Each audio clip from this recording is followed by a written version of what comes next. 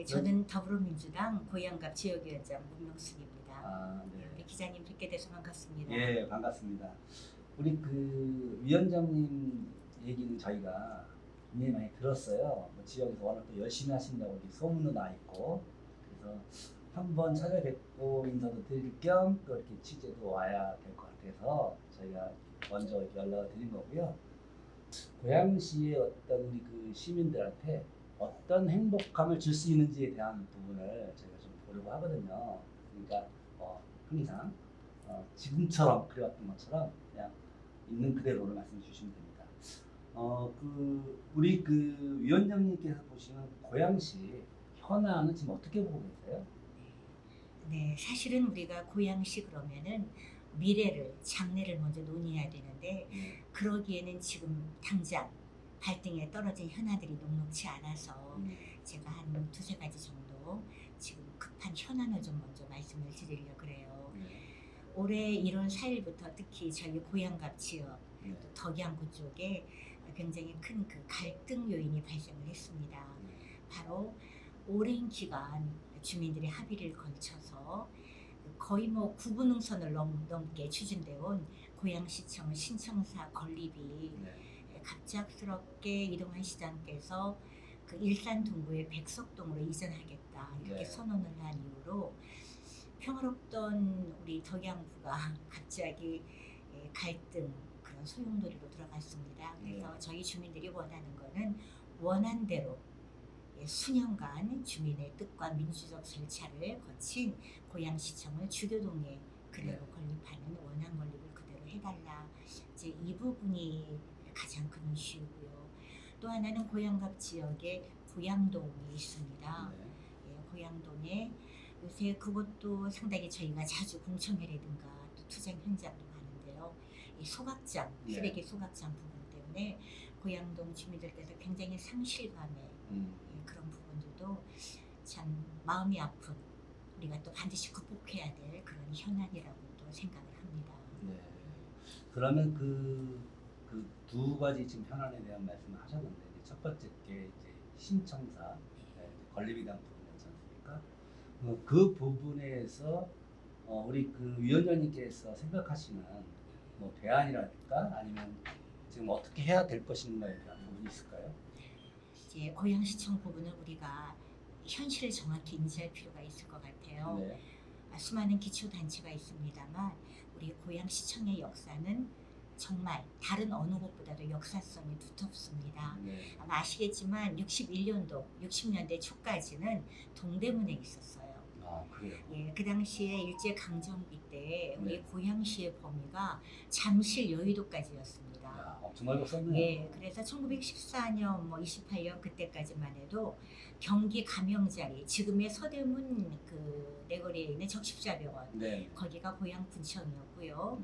그 후로 동대문에 있는 지금의 그 밀레오레 건물, 그리로 고양 분청이 갔다가 신축으로 이전했어요.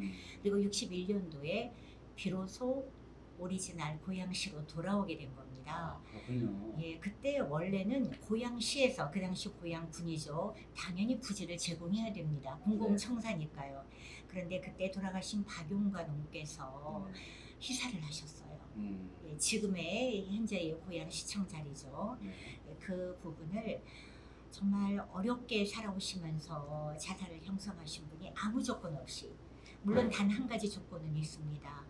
바로 이 자리를 무상으로 희사할 테니 영원토록 영구히 공공청사로, 즉 고양군청, 고양시청으로 해달라, 이 말씀을 남기시면서 희사를 하신 거예요. 그분이 쾌척을 하셨기 때문에 이 원당에 지금의 고양시청 자리에 고양군청을 지을 수 있었고요. 근데 아시다시피 뭐 40에는 이렇게 되다 보니까 다른 기초단체가 이렇게 비할 때 굉장히 열악합니다. 뭐 알겠지만 고양시청에 엘리베이터도 놓을 수 없는 상황이고 안전진단도 문제가 있죠. 이제 그러한 역사성이 있고요. 그리고 또 하나는 이제까지의 민주적인 절차입니다. 사실은 거의 20여 년 전부터 얘기가 나왔었고 구체적으로 진행된 거는 4년 전부터죠. 추진위원회를 구성해서 원당에 존치하기로 하면서 국토부라든가 행안부라든가 경기도라든가 다양한 절차를 다 거쳤고 그래서 특히 의미가 있는 거는 그린벨트가 해제된 겁니다. 네. 바로 주교동에 50년 된 그린벨트가 이 고향 시청을 짓는 조건으로 해제가 됐고요. 또 국제 공모를 통해서 이제 우리가 정말 꿈꾸는 시민이 행복하게 할 수 있는 그런 공간으로 만들어서 이미 비용도 뭐 67억, 68억 상당수 투입이 됐고요. 그렇기 때문에 민주 절차에 이어서 경제성 측면에서도 이제까지 투입된 사회적 비용 또 실질적으로 2,200억, 2,800억 차곡차곡 모아진 건립기금 네. 이미 투입된 비용 또 만약에 이전할 때 발생할 수 있는 매몰 비용 이제 이런 부분들을 우리가 정말 경제적으로 냉정하게 봐야 됩니다. 네. 그리고 사실 시장께서는 일단 요진 타워에 그냥 놓는다면 건립 비용을 절감하지 않느냐 그러는데요. 네, 맞습니다. 그거는 경제 논리로는 그거는 너무나 경제 논리로는 기초도 도외시한 발언인 겁니다. 우리가 기회 비용이라 그러죠. 네. 예, 그것 때문에 사라지는 비용을 생각해야 돼요. 네. 일단 원하는 대로 건립하지 않게 되면은 그린벨트가 재지정되게 됩니다. 네. 그러면은 지금 현재 그린벨트 해제로 인한 집가 상승 효과 이런 부분이 약 3천억으로 추산되는데요. 네. 보수적으로 잡아도 그게 사라지게 되고요. 또 하나는 요진에 있는 건물은 오피스 빌딩입니다. 네. 공공청사용이 아니죠. 리모델링하고 또 의회 건물을 짓고 주차장을 확보하고 그런 비용만 하더라도 또 1,000억 내지는 뭐 네. 1,500억 이렇게 추산되고요. 또 하나는 그 건물을 예를 들어 임대를 한다든가 매각을 하게 되면 임대 수입이나 매각 수익이 있게 되겠죠. 예, 그것도 통상 우리가 뭐 2,000억, 3,000억 이렇게 얘기를 합니다.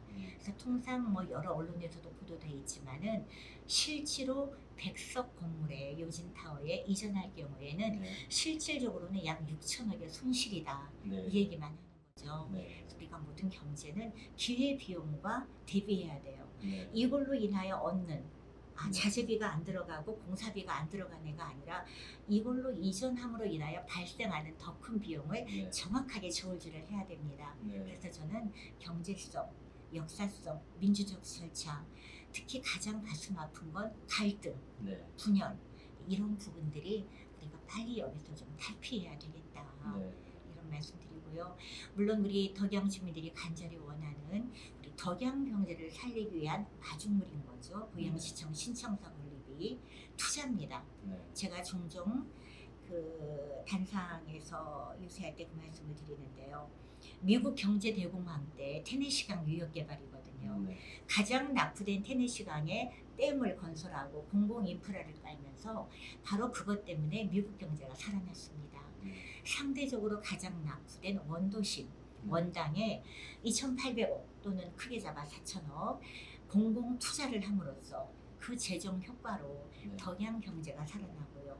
그 효과는 원당만이 아니라 고양 관산 또 이 대곡 쪽까지 네. 파종 쪽까지 그러면서 고양 시청이라는 매개물로 우리는 정부에다가 당당히 국비로 고양 시청역 건설 네. 그리고 고양 관산역 또 식사역 이런 우리 덕양구에 부족한 또 일산 전체에 부족한 광역철도망을 확충할 수 있는 기회거든요. 네. 그 모든 곳에 가장 기본이 첫 출발점이 고양시청입니다. 네. 그런데 백석이나 다른 지역으로 옮기게 되면은 그러한 순수 효과, 파급 효과가 모두 무산되게 됩니다. 네. 자, 그럼 대안은 어떻게 할 것이냐? 저는 윤석열 대통령이 그 답을 줬다고 봅니다. 네. 왜냐? 우리가 노무현 대통령 때 네. 세종시로 공공기관들을 많이 이전했어요. 그렇죠. 예를 들면 그때 원주 같은 경우에는 굉장히 강력하게 유치를 주장해서 건강보험공단을 유치했습니다. 네.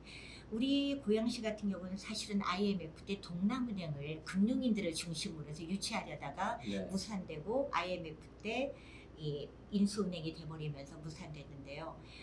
예를 들면은 백석에 있는 예탁결지원 같은 경우도 네. 고양시가 유치를 했지만 지금은 부산으로 뺏겼어요. 대화에 있는 한국시설안전공단도 사실 우리가 유치했는데 본사는 진주로 뺏겼습니다. 네. 지금은 수도권 지역만 남아 있어요. 네. 그런데 이번에 제2의 서울에 있는 공기업들을 지방으로 이전하겠다는 발표를 대통령께서 했습니다. 네. 이럴 때 우리 고양시가 할 일은 여야가 어디 있겠어요. 네. 모든 정치인이 시장, 시의원, 도의원, 국회의원, 지역위원장 모두 추진단을 구성해서 네. 열심히 서울에 가서 부문별로 공기업 유치에 앞장서야 됩니다. 네. 우리에게는 교통이 편한 백석에 네. 이미 지어진 오피스 건물이 있습니다. 네. 예를 들면 산업은행 본사에 가서 부산에 내려가더라도 수도권 지역본부는 요진타워에 오라고 요청을 해야 됩니다. 금융공기업들 같은 경우에는 여러 가지 면에서 효과가 크거든요. 네. 공기업이라는 상징성, 또 금융의 파급 효과, 네. 그렇기 때문에 저는 공기업, 특히 금융공기업을 중심으로 해서 충분히 우리가 요진타워는 이미 건물이 완성 단계이기 때문에 네. 보다 수월하게 이 정부 방침에 한목적으로 해서 기업을 유치한다면 임대 수입이라든가 해마다 또 세금 걷어들이게 되죠. 그래서 일석삼조가 아닌가. 그래서 고양시청은 원안대로 이 주교동 원당에 하시고 또 백석 요진타워에는 기업을 유치하고 갈등도 사라지고 오히려 승수효과도 크지 않을까 그렇게 말씀드리고 싶습니다. 그 금융 전문가시고 아무래도 경제적인 부분을 보고 계시니까 이 말씀을 들으니까 그림이 딱딱 그려지는데요. 잘 알았습니다. 그러면 지금 그 소각자 문제는 어떻게 해결하면 될까요? 소각장은 사실 필수 시설이긴 합니다. 네. 근데 심정적으로도 기피 시설이고 혐오 시설인 것도 아닙니다. 네. 저는 그래서 이런 비유를 드리고 싶어요. 고양 시민 전체가 서울에다가 날마다 우리가 얘기합니다. 서울에 있는 쓰레기 위성도시 또는 고양시에 버리지 마세요.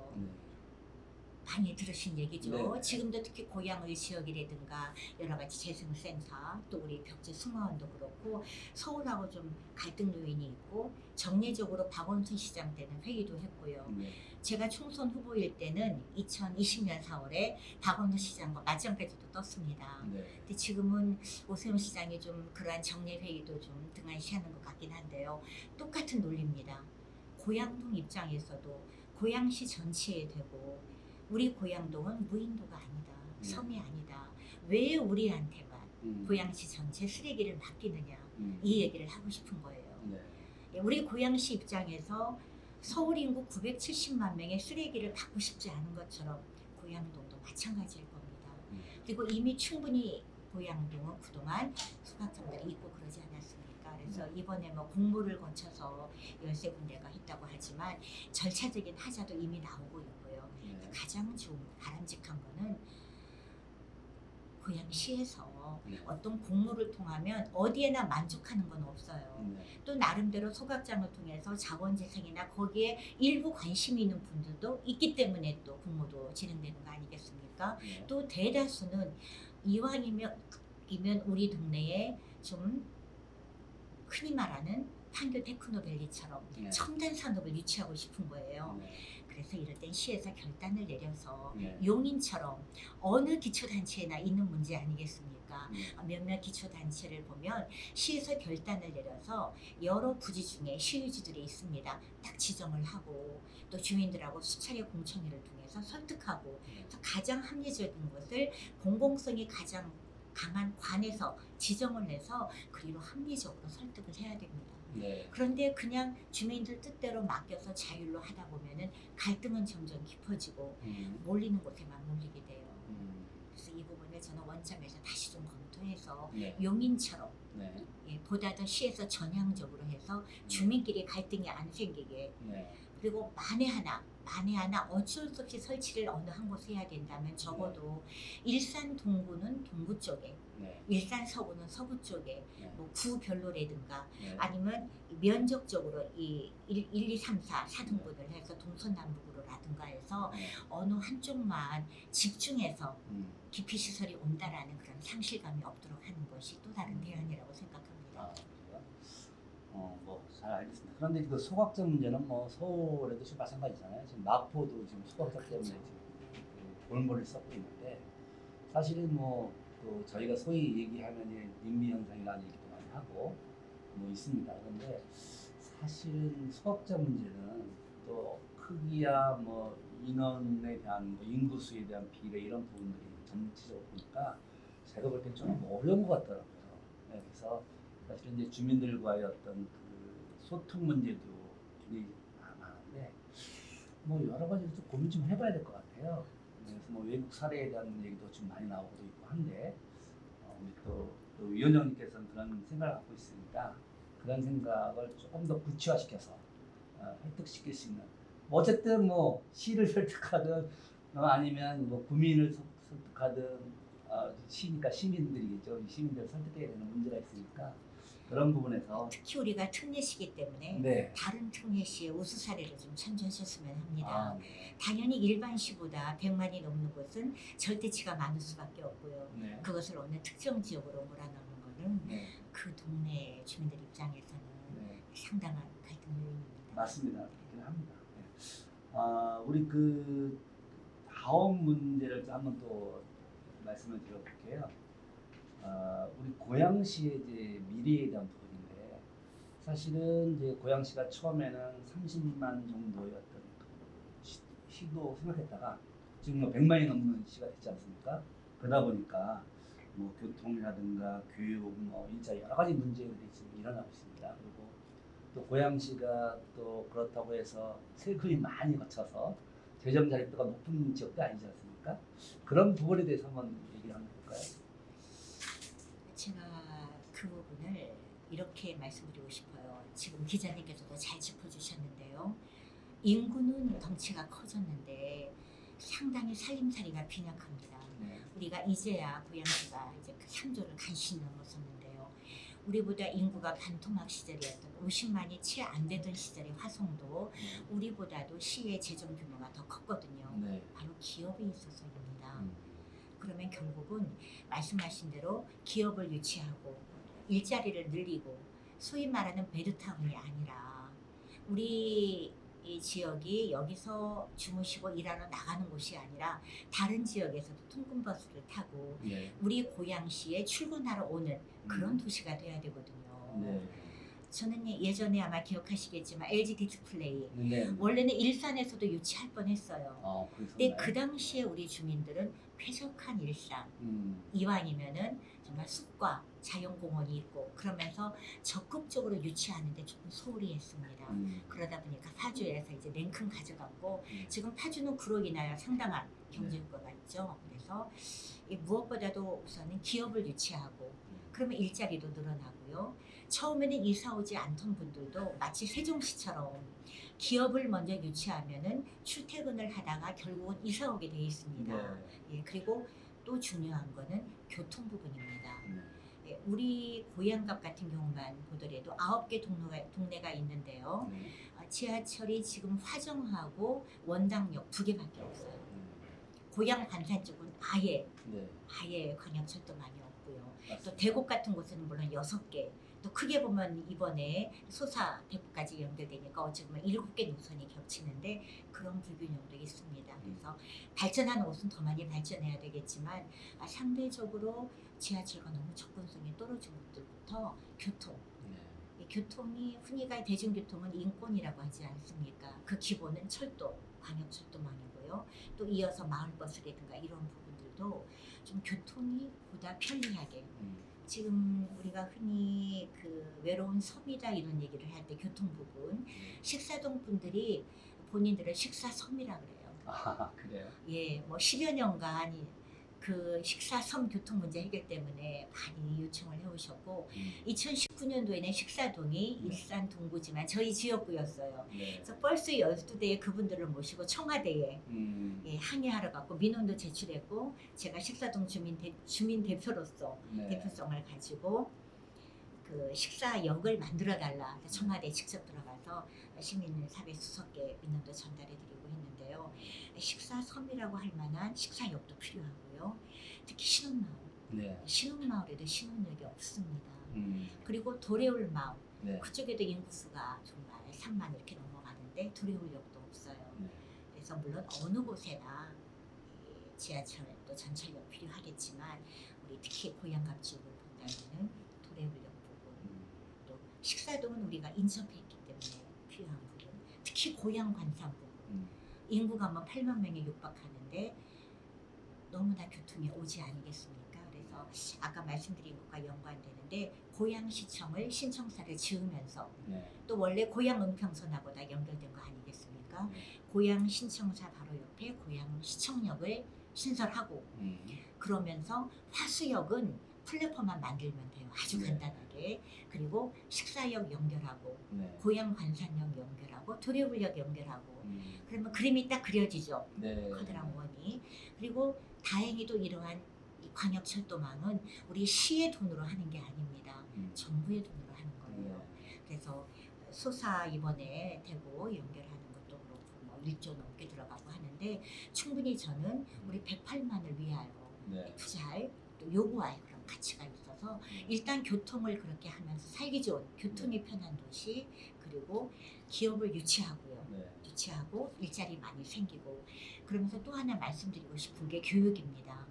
우리가 인구 100만이 넘는 곳인데 시립대학이 없어요. 네.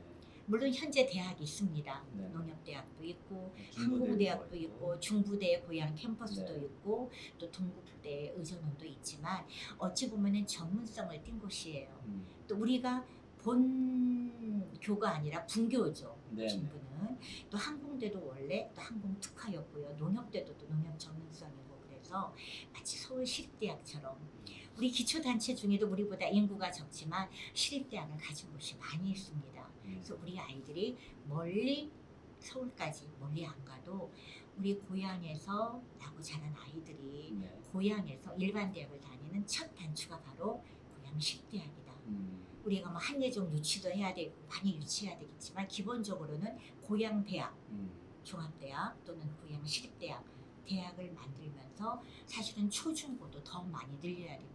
네. 그러니까 용인 같은 경우가 우리보다 인구가 뭐 비슷하지만 또 성남도 그렇지만 우리보다 중학교, 고등학교 수가 조금 더 많아요. 아, 그런가요? 수원은 말할 것도 없고요. 그러니까 네 개의 특례시를 비교해 보면은 네. 또는 우리와 인구가 비슷한 물론 100만 훌쩍 넘습니다만 울산이나 전북과 대비해도 우리 고양시가 아이도 수에 비해서 상당히 초중고도 부족하고 대학은 말할 나위 없고요.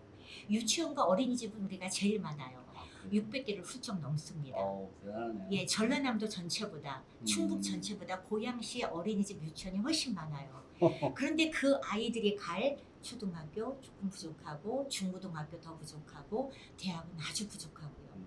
고등학교 하나 예를 들면 고향 외고 자리에 옛날에 우리 일반 고등학교가 있었어요. 사실은 일반 고등학교 옆에 외고가 들어와야 되는데 외고로 바꾸면서 일반고는 사라졌어요. 그리고 외고에 가는 아이들은 아무래도 소수겠죠. 네. 다른 아이들은 고등학교가 더 멀어진 겁니다. 이렇게 살펴보면 제가 말씀드린 교육, 교통, 또 사실 일자리와 기업은 사실 통하는 거니까요. 그래서 제가 교육, 교통, 일자리 이 세 부분은 꼭 제가 금융 전문가로서 또 경제 전문가로서 해야 되겠다. 우리가 돈이 없으면 재정이 부족하면 국비도 있고 도비도 있지만 금융의 힘을 빌릴 수가 있습니다. 그렇게 해서 저희가 경제 도시로 가는 첫 단추가 바로 그 부분이다. 저는 그렇게 생각합니다. 그럼 우리 우리 위원장님은 내년도에 이제 총선이 있는데 국회에 가시면 어느 위원회를 하시고 싶으세요? 물론 사실 지역을 위해서 우리가 가장 많이들 가고 있는 것이 국토건설인데요. 이미 한준호 의원이라든가 이분들은 또 많이 가 있던 곳이고요. 또 하나는 교육 부분도 필요합니다. 그런데 저희는 그 고양갑의 도의원 변재석 도의원이 도에서 교육위원회를 하고 있기 때문에 10여 년간 물린 덕양에 있는 초중고의 여러 가지 문제들 유치원 포함 이번에 지난 1년 동안에 거의 다 해결을 했어요.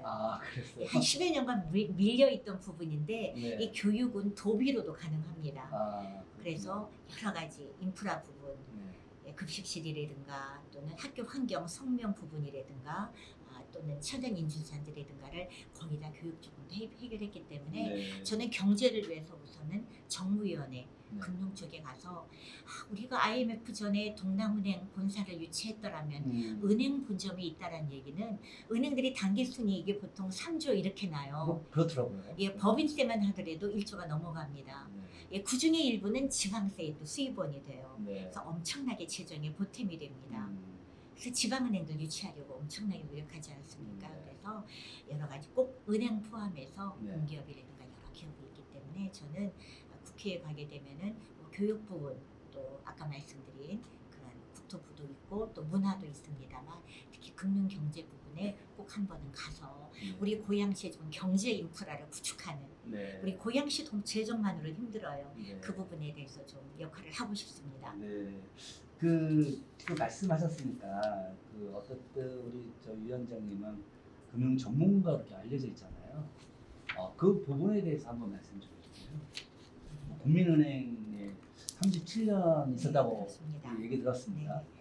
제가 국민은행에서 이제 서울여상 수석으로 졸업하고 아, 국민은행에 그러셨어요? 들어가서 좀 어려운 고비마다 현장에 있었어요. IMF 때 굉장히 어려운 시절에도 네. 대출을 담당하면서 그 어려운 자영업자들 그런 부분들을 많이 봤고 또 서브프라임 모기지 이후로 금융이 휴용할 때도 금융 소비자 보호 총괄팀장으로서 여러 가지 그 어려운 부분들을 저희들이 금융의 공공성으로 보완하는 그런 역할을 했습니다. 네. 그래서 무엇보다도 우리 코로나 때도 정부가 못한 부분을 우리가 자영업자들에 대해서 뭐 대출을 연장해주고 금리를 좀 감면해주고 이런 게 결국은 금융의 역할이거든요. 네.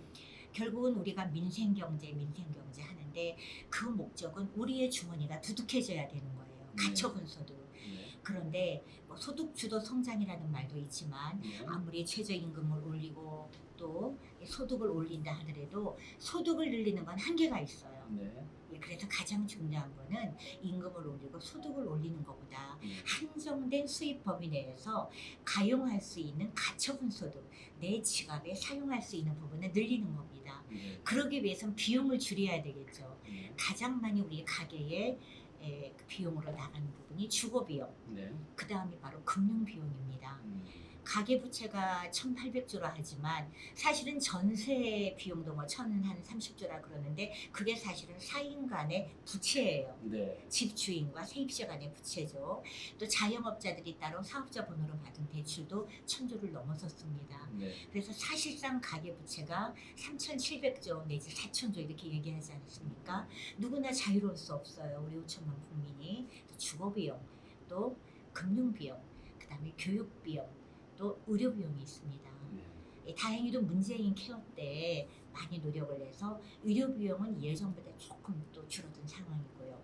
또 교육 비용도 그동안 코로나 때 왜 학자금 동결이라든가 어느 정도 됐는데 사실 조금 그중에 우선 좀 쉬운 부분을 말씀드린다면 교육에 있어서는 학자금 대출 제도를 학자금 대여 제도로만 바꿔도 많은 청년들이 빚쟁이에서 벗어나게 돼요. 네. 자, 대출은 아무리 금리를 낮춰도 채무자가 됩니다. 네. 못 갚으면은 젊은 사람들이 19살 때부터 블랙리스트 신용등급이 정화되죠. 네. 근데 학자금 대여는 우리 도서관에서 책 빌리듯이 네. 정부에서 대여를 해주는 거예요. 무이자로. 이번에 민주당에서도 대여 그 얘기를 했는데요. 그래서 우리 젊은 학생들이 정말 등록금 걱정 안 하고 학자금 대여를 받았다가 나중에 천천히 반납하면 돼요. 우리 의료비 내듯이 세금 내듯이. 좋네요. 예. 네. 그러면 우선은 신용등급에서 자유로워져요. 네. 젊은 사람들이 제대로 무슨 생계자금 빌린 것도 아닌데 등록금 때문에 신용등급이 떨어져서 은행에 가서 연한 4%로 빌릴 것도 은행에 못 가고 처음부터 제2금융권이나 대부업체에 가면서 폭망하잖아요. 이 모든 게 사실은 금융입니다. 그래서 이런 것을 제가 국회의원이 되면 네. 일단은 그 학자금 대출을 대여로 바꾸고 네. 또 하나 가장 중요한 금융비용. 네. 지금 코로나 때문에 우리가 유예됐던 것도 올해 9월 말이면 끝나거든요. 그러니까 정부와 국가가 감당해야 될 팬데믹에 대한 사회적 비용을 사실은 500만 자영업자한테 떠맡긴 거거든요. 그분들한테 폭탄을 돌려버린 거예요. 네. 그분들 무슨 죄입니까? 이 부분을 뭐 부채 탕감 이런 게 아니라 정부에서 끌어안고 이걸 해줘야 되는 부분이죠. 네. 주거비용도 마찬가지입니다. 대통령께서 작년 8월에 신림동에 반지하 주택 갔을 때 네. 그때 참 그 흰 운동화 구두 신고 가도 좀 깜놀했는데요. 그때 좀 반지하 주택 해보자 그랬더니 오세훈 시장이 반지하 없애겠다고 너무 이상주의로 얘기했잖아요. 네. 정치는 현실 감각에 있어야 돼요. 오늘이 김대중 대통령님 14주기지만 상인의 현실 감각에 있어야 됩니다. 반지하 없앤다고 바로 없어집니까? 아니잖아요. 이럴 때 정부가 할 일은 저는 그래서 작년에 공공임대주택 네. 매입 임대 예산 늘리겠지 했어요. 근데 작년 하반기에 뭉치로 예산이 많이 삭감된 거 아시죠? 네. 고양시도 삭감됐고 뭐 정부도 삭감됐지만 중앙정부에서 공공임대를 5조를 삭감을 해버렸어요. 네. 그 얘기는 많았죠. 엇박자인 네. 거예요. 예, 많은 전세입자들이 반지하에서 탈출을 하든 반지하에서 개선을 하든 그러니까 이 모든 게 전세 사기랑 다 맞물려 버린 거예요. 그 5조만 늘리지 않더라도 그대로 기존대로 유지만 했어도 거기에 전세들이 들어가면 전세 사기로부터 조금 자유로울 수 있고 소위 말하는 깡통 정세도 예방할 수 있었어요.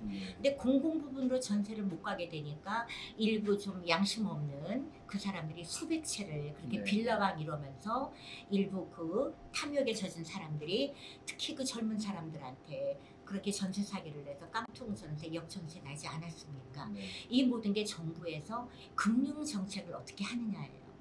이번에도 금리가 오르고 내리고에 따라서 부동산 가격이 오히려 연동하지 않습니까? 네. 결국은 주거복지 부분 또는 전세 부분 또는 부동산 상승 부분 이 모든 게 다 금융의 출발점이에요. 네. 내 호주머니에 있는 것만으로 내 돈만으로 집을 못 사고 전세 못 들어가듯이 또 정부도 마찬가지예요. 우리 정부의 재정도 빤합니다. 네. 일자리도 많아지고 기업도 많아야 세금도 많이 걷는데 고양시의 입장이나 우리 정부의 입장이나 다르지 않아요. 네. 그래서 이 가난한 재정을 탈출하려면 금융 부분을 보다 공공성을 넓히고 공익을 높이고 이렇게 해서 좀 할 수 있지 않을까. 그래서 제가 금융 부분만이 아니라 이제 국회의원이 된다면은 한 가지 예를 들게요. 우리가 대중교통 제도 그럴 때 대중교통 활성화 또는 대중교통 공공비용 뭐 인상 그러면 다들 뭐 난리 나고 하잖아요. 네. 저는 이런 얘기를 합니다. 버스 요금, 마을버스 요금 늘리지 않으려면 첫 단추는 네. 정부에서 몇 프로 뭐 인상하지 말자 이것만이 아니라 영국 런던처럼 하면 돼요. 이번에 윤석열 대통령이 그 엘리자베스 여왕 장례식에 갔다가 끝내 조문을 못했잖아요. 네. 아마 하고 싶으셨을 거예요. 근데 런던이라든가 파리라든가 이 유럽은 어떻게 되냐면 이 어떤 인파가 많아지거나 행사가 있거나 평소에도 도심 안에는 네. 국가 원수라 하더라도 승용차가 들어오지 못해요. 그래서 그때 윤석열 대통령 부부도 버스를 타고서 네. 그 만찬장에 갔고 또 그 마크롱 대통령 부부는 평상시 하던 대로 운동화를 꺼내 신고 걸어서 조문을 네, 간 네. 겁니다. 네. 우린 그걸 못한 거예요. 그러니까 영국은 평소에도 마치 컨티전시 플랜처럼 도심에 승용차가 진입이 안 되는 거죠. 네. 그러면 자연스럽게 대중교통을 많이 이용하게 됩니다. 그리고 원격제 사는 분들은 도심에 진입하자마자 주차를 저렴한 비용으로 하고 대중교통 패스로 다니는 거죠. 네. 대중교통을 많이 이용하게 되면 단가가 낮아져요. 대중교통 요금이 오히려 인하됩니다. 네. 즉 그런 것을 꼼꼼히 또 음. 공무원들이 또 국가연구기관에서 국회의원들이 연구해서 낮춰야 되지 무조건 우격다짐으로 올리지 말아라 그러면 버스 운수업체들이 반발하겠죠. 그렇죠. 또 택시 기사님도 또 반발하게 되죠. 그런 걸 하나하나 시실날시처럼 정교하게 디테일하게 해야 돼요. 금융도 그렇고 지금 비단 예를 들었지만 모든 정책을 어려운 게 아닙니다. 우리보다 잘하고 있는 것들이 있거든요. 그걸 벤치마킹하면 아까 말씀드린 시청 부분도 또 소각장 부분도 금융 부분도 모두 좀 보다 지혜롭게 네. 풀 수 있지 않을까. 그래서 꼭 제가 국회에 들어가서 좀 디테일하고 정교하게 네. 그렇게 해보겠습니다. 아니 들어가셔야 될 것 같아요. 제가 이번에 오늘 제가 우리 아들한테 문자 받았는데 제 아들이 지금 4학년이거든요. 등록금 달라고 문자가 왔어요. 그래서 제가 이제 마지막 등록금을 내는 거거든요. 네. 그래서 또 등록금 낼 생각을 하니까 다시 힘들잖아요. 그러니까 또 뭐 대학생들이 등록금이 좀 비싸잖아요. 그러다 보니까 아이고 그 대여제도가 있으면 참 좋겠네요. 이걸 네. 반값 등록금도 한계가 있어요. 10대가 아니면 학교도 다 우선치죠. 네. 그래서 대여제도로 해서 평생 우리가 왜 주택자금 대출 받으면 40년, 50년 나눠 갚듯이 네. 평생 의료보험 내듯이 내면 돼요. 그러니까. 예, 그러면 정말 좀 빈곤층이라 하더라도 등록금 부담 없이 학교에 가겠죠. 그리고 제가 금융 부분은 제가 한 가지 또 사례를 드려볼게요. 우리가 네. 흔히 대장동, 네. 어제 뭐 이재명 대표께서도 뭐 서초동도 소환되고 있지만 제가 이런 얘기를 합니다. 이 부분은 대장동뿐만이 아니라 사실은 금융감독원장한테 제가 공개 편지도 띄우겠다 그랬는데 이런 얘기를 드리고 싶은 거예요. 작년에 윤석열 정부 출발하고 나서 여러 가지 요인 때문에 수출도 뭐 계속 안 좋아졌고 또 세계 그 GDP 순위도 우리가 10등이었다가 13위로 노무현 정부 때 11호 출발해서 쭉 있었는데 상당히나 미끄러졌잖아요. 경제가 어렵죠. 그럴 때 무슨 일이 발생했느냐. 작년 가을에 두 가지 건이 있었어요. 하나는 대장동 때문에 와글와글 했어요. 국감 때도. 또 하나는 레고랜드입니다. 레고랜드가 강원도지사께서 갑자기 네. 너무 정무적인 정치 판단 때문인지 그랬지만 2천억 못 갚겠다 그래버렸어요. 그렇죠. 그러면 시장에서는 채권시장에서는 정부가 지자체가 보증 섰다가 안 해준다 그러네. 이거 한국 난리 났네. 그렇게 해서 국가 신인도가 굉장히 떨어졌습니다. 그리고 그것 때문에 바로 이어서 11월 달에 9월 초에 발생했는데요. 11월 달에는 그 흥국생명 네. 레고랜드는 2천억을 못 갚겠다고 한 거고 흥국생명은 우리가 신종자본주권 5년마다 갚고 다시 빌리고 하는 건데 그 재연장을 안 하고 예 그걸 좀 뭐랄까요 금융감독원에 사전에 얘기했다 그래요. 흥국생명이 5,700억 예 그러다 보니까 국가 신인도가 굉장히 추락했죠. 문제는 채권 시장이 안 돌아가게 되니까 그 당시에 시중은행에서 각 5대 금융 지주회사가 각각도 95조 각출하고 한국은행에서도 50조 각출하고 해서 도합 200조의 유동성이 공급됐어요.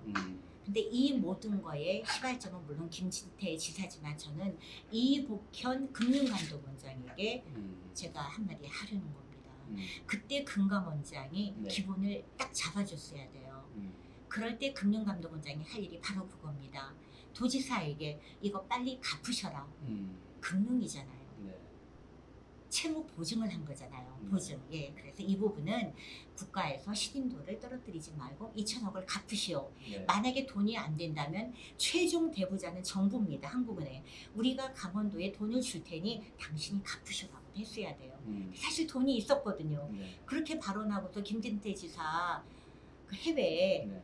그 회의에 참석하러 갔다가 중간에 와서 미안하다 이러면서 갚았는데 그 역할을 해줬어야 됩니다. 흥국생명 때도 금감원장이 보험회사가 금융감독 소관 아닙니까? 따끔하게 혼내줬어야 돼요. 묵인할 게 아니라. 결국 금융 비전문가 검사 출신께서 와서 금융 전문가였다라면 제대로 감독했을 일을 감독을 안 하다 보니까 사실상 200조가 날아간 셈입니다. 자, 그럼 우리 200조보다는 금액이 좀 작지만 약 5천억 때문에 난리가 났던 대장동도 마찬가지입니다. 아주 객관적으로 본다면 집가가 부동산이 갑자기 상승하다 보니까 1조에 가까운 예상치 못한 이익이 생겨버린 거예요. 그렇죠. 근데 그중에 절반은 공공부분이에요. 공공부분은 성남시장께서 현명하게 공공부분은 잘 좀 했습니다. 그런데 민간 부분에서 5천억이 발생했어요.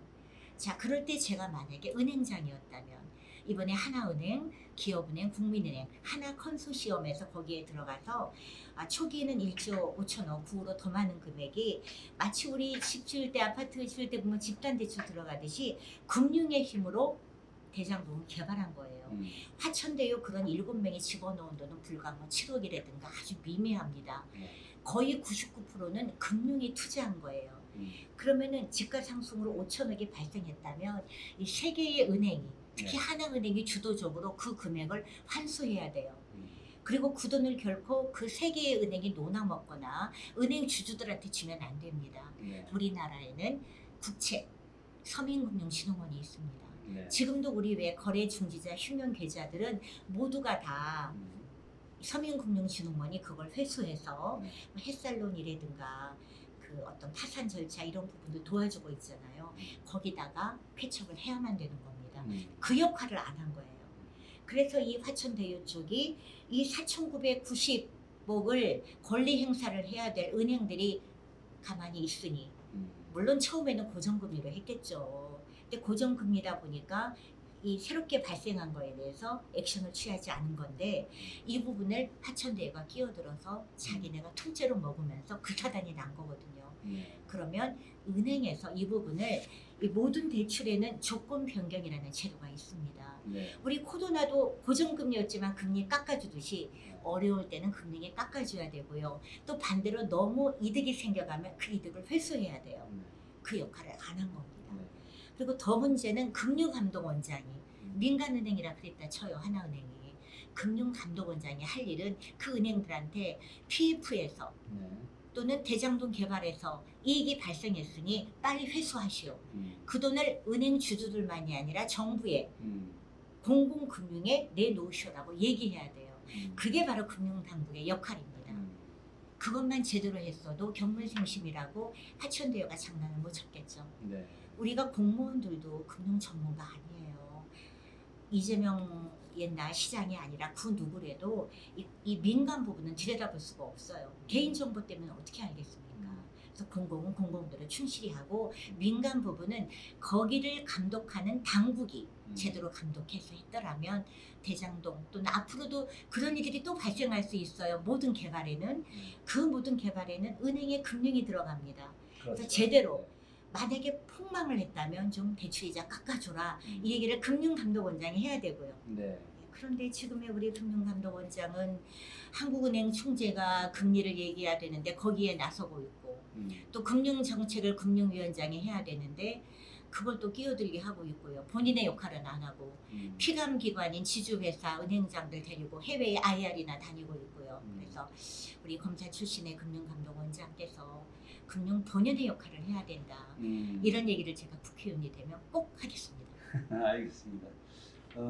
그 말씀 잘 들었고요. 워낙 금융 쪽의 전문가시니까 하시는 얘기가 또 굉장히 많으실 것 같은데 그러면 우리 그 현 정부에 대한 어떤 뭐 제안을 한다거나 아니면 뭐 우리 정부가 이렇게 방향을 좀 잡았으면 하는 부분이 또 있으신가요? 그렇죠. 정부가 우선 해야 될 일은 아까도 말씀드렸지만 주거복지를 위해서 되도록이면 1가구 1주택 무주택자를 위한 제도를 많이 좀 보완을 해주셔야 되고요.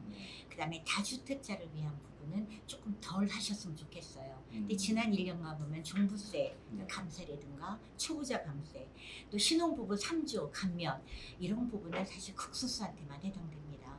우리나라의 종부세 해당자 100만도 채 안 되지 않습니까? 그래서 그런 부분은 좀 천천히 하시고 하시더라도 우선순위는 1가구 1주택 무주택자 그분들을 위한 제도를 더 많이 해달라는 거죠. 이번에도 보면은 역전세 때문에 전세금 반환 대출을 해주고 있지 않습니까? 사실은 그 제도를 하지 말라는 게 아니라 급하니까 어쩔 수 없이 하더라도 그거 이전에 장기 무주택자에 대한 분양제도 어떤 메리트 부분이라든가 이런 부분들을 조금 더 하면서 무주택과 1가구 1주택 이 부분에 더 많은 좀 공을 들여주십사 하는 거고요. 그러면서 깎았던 5조 깎은 공공임대, 매입임대 부분도 좀 늘려야 돼요. 임대주택도 굉장히 우리가 세계적으로도 바람직한 제도입니다. 그것이 있어야만 그걸 디딤돌로 누구나 집을 소유하고 싶죠. 그 디딤돌로 가고 싶은데 그걸 너무 축소하다 보면 흔히 지옥고, 뭐 지하, 또 옥상, 또 고시원 이게 지금 횡행하잖아요. 그걸 막는 길은 금융 쪽에 그 자금을 잘 우리가 정부에서 공공성을 부여하고 정부에서 그런 제도로 우선순위를 해서 주거복지 부분을 하자.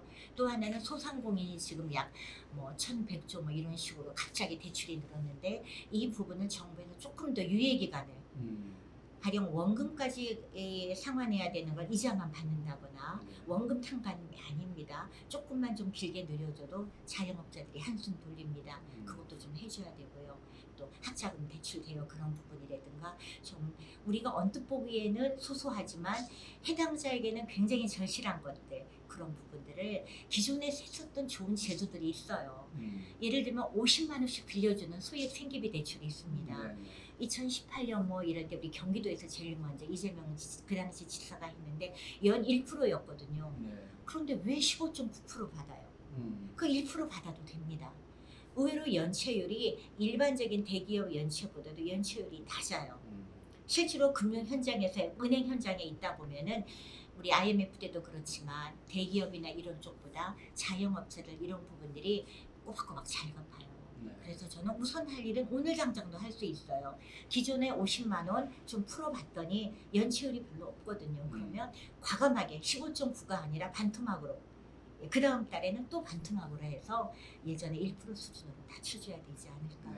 그래서 우리가 주변에 정말 정부에서 좀 들여다봐야 될 부분이 너무 많다. 우리 고양시도 마찬가지입니다. 너무 재정 자립도만 얘기할 게 아니라 때로는 정부가 그 역할을 해줘야 돼요. 태대시강 유역개발처럼 고양시청 공공 투자하듯이 우리 고양시에서도 어려운 분들 50만 원 빌려줄 수 있는 거고요. 또 여러 가지 지난번에 어린이집 보육교사들이 그 수당 때문에 와서 시위하는 거 보니까 가슴 아팠는데 적어도 기존의 복지를 깎는 일만은 하지 마셨으면, 그리고 대신에 가난한 재정을 보충하기 위해서는 열심히 공기업이 많은 부분, 금융이라든가 국토부라든가 부지런히 해외까지 나갈 거 없어요, 시장님.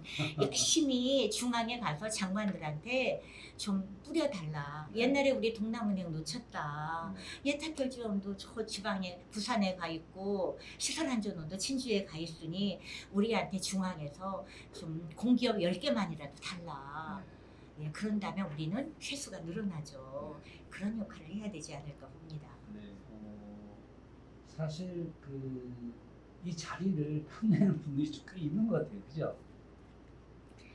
예전에는 제가 지역위원장 공모할 때도 공모자가 없었어요. 그죠? 없었죠. 그때 굉장히 야권연대가 승했고 흔히 말하는 뭐 심상정 의원 굉장히 저기 할 때 그때만은 저도 뭐 금융노조도 심상정 의원 상당히 많이 도와줬어요. 금융이 거의 뭐 심상정 마을학교 이사까지 하면서 등기 이사까지 하면서 많이 도와드렸는데 저 어려운 시절에는 또 2019년 20년에도 없다가 지금 현재 뭐 아시다시피 굉장히 우리가 지금 심상정 의원이 여러 가지 정책적인 면이든 또는 지난 대선 때도 그렇고 어떤 민주당하고 공조를 전혀 안 하고 흔히 말하는 윤석열 이중대 또 좀 행보가 오락가락하고 있지 않습니까? 이제 이런 상황에서 뒤늦게 나타나는 분들에 대해서는 조금 더 좀 지난 본인들의 그 행동에 대해서 좀 성찰을 하고서 그러고 뛰어들면 좋겠다 그렇게 생각합니다. 정의당의 시의원이 4명이나 있던 그 시절에도 그렇게 또 앞섰던 그런 결과가 있었고 지난 4년간 열심히 해왔기 때문에 저는 심상정이라서가 아니라 이제는 좀 민주당이 그동안 야권연대다 뭐다 하면서 지역 주민들을 위해서 봉사하지 못한 해태한, 제가 그런 말을 합니다. 고양시청 신청사 때도 가면은 심상정 의원조차도 전 고양시장조차도 덕양구에 남은 거 달랑 하나 고양시청입니다. 심상정 의원이 그 말 하면서 시킵시라 그래요. 제가 그럽니다. 아니 지난 16년간 왜 뭐 딸랑 고양시청 하나만 남게 해놨지? 그리고 전 최성시장이나 전 이재주시장에도 전 대놓고 그래요. 아니 이지윤이 되도록 왜 이렇게 덕양구 방치하셨어요? 진즉에 우리가 악착같이 문재인 정부 때 우리가 여당일 때 우리가 시장일 때 기업도 많이 유치했어야 되고요. 그때 박원순 시장하고 제가 총선 때 막 한 것처럼 이왕이면은 벽제 승마원을 웨스턴 민스터처럼 커다란 문화공간으로 만들 수 있었어요. 벽지 승마원을 뭐 도로 가져가라 이 차원이 아니라 뭐 소유권은 우리가 가져와도 되고 서울시에서 놓치지 않는다면 웨스턴 미스터는 자랑스러운 문화 관광이지 누가 무슨 뭐 화성턴에 이런 말 하겠습니까? 만들 수 있어요. 통일로도 마찬가지입니다. 그린벨트나 통일로나 이제 50년 된 어찌 보면 좀 가슴 아픈 규제인데 그런 부분도 서울시와 공조해서 또 국토부와 공조해서 풀 수 있는 부분이에요. 그래서 그동안 우리가 흔히 6중 규제로 고양시가 특별하게 규제에 묶였고 특히 덕양구가 가장 그 아픔이 커요. 예를 들면 군사시설구역 이런 부분도 우리가 일산보다 남쪽에 있지만 군사시설 규제가 훨씬 더 강하지 않습니까? 그렇죠. 그린벨트 지역도 더 많고 그래서 흔히 우리가 이제 고양시 그런 규제들을 푸는 것도 바로 해야 될 일인데 정치인들이 그동안 소홀하지 않았나 그런 아쉬움이 있습니다. 네. 그러면 이제 마지막으로 하나 여쭤볼게요. 앞으로 총선 이제 아시는 지 얼마 남지 않았잖아요. 뭐 특별한 어떤 전략 같은 것도 있으세요? 어디에나 왕도는 없습니다. 지역 발전을 위해서 저희가 지금까지 해왔던 것처럼 하나하나 차근차근 특히 학교라든가 교육 인프라 구축 이런 부분 벌써 상당수 거의 했고요. 또 소방시설이라든가 지난주에 저희가 소방정책 토론회를 했습니다만 고양 관산에 흔히 그 소방지역대라고 있어요. 의료소방대들이 있고 전국에서 가장 열악해요. 무허가 건물이고요. 보면은 우리 그 다른 지역들은 보다 늦게 생겼지만 119 응급센터로 어느 정도 돼가지고 거기에 그 구급대도 있고 있는데 고양 관산 지역은 특히 관산동 같은 경우는 119 구급차가 없어요. 그러니까 거기에 있는 분들은 자 종합병원이 보통 인구 13만 명당 하나씩 있어야 되는데 고양시는 6개 중에 5개는 일산에 있고 그러니까 거기 있는 거 당연해요. 근데 고양이 이 덕양구에도 8개는 있어야 되는데 명지병원 하나밖에 없어요. 화정으로 치우쳐 있죠. 고양관사는 어르신이 가장 많아요. 종합병원도 없어요. 무허가 건물에 아주 열악하게 지구대가 있어요. 지역대가. 구급차도 없어요. 그럼 우리는 거기 있는 분들은 똑같이 쓰러지거나 급한 일이 있을 때 양주에서 불러요. 다른 도시에서 부르고 있어요. 말이나 되는 겁니까? 그러네. 제가 그래서 그 부분은 제가 그날도 발언하면서 사과드렸어요. 전임시장, 전전임시장 대신해서 사과드린다고 했습니다. 고양 소방서장님이랑 열심히 지금 논의하고 있는데 시에서 어느 정도 부지리든가 해줘야 돼요. 그러면 거기에 설치 비용, 건물을 짓고 운영하고 공무원들 데리고 오는 건 도에서 해올 테니 땅이라도 좀 내놔달라. 그런데 안타깝게도 아직도 고양동이라든가 무허가 건물로 방치돼 있어요. 그래서 이런 안전 부분 이런 것들도 해야 될 게 너무 많습니다. 그런 부분 하나하나 할 거고요. 이거는 총선 전략 이런 게 아니라 지역에 미비된 것을 지금 우리 시도위원이 많잖아요. 할 수 있는 것부터 차근차근 하면서 또 보다 많은 정치 신인 우리가 뭐 청년 도의원이 또 우리 2명이나 있고 하지만 좀 청년들에게 많은 기회를 드리고 이렇게 하고 특히 정부에서 지금 잘못하고 있는 후쿠시마 부분이라든가 이런 부분도 목소리를 높이고 또 양평 고속도로 원안대로 하듯이 고양시청도 원안대로 하고 그래서 이러한 잘못된 제도들 정상화하는 거 차곡차곡 하는 것이 바로 지역 주민들의 마음을 얻는 거다. 발전을 위한 거다. 그렇게 생각합니다. 네, 아주 오늘 잘 들었습니다.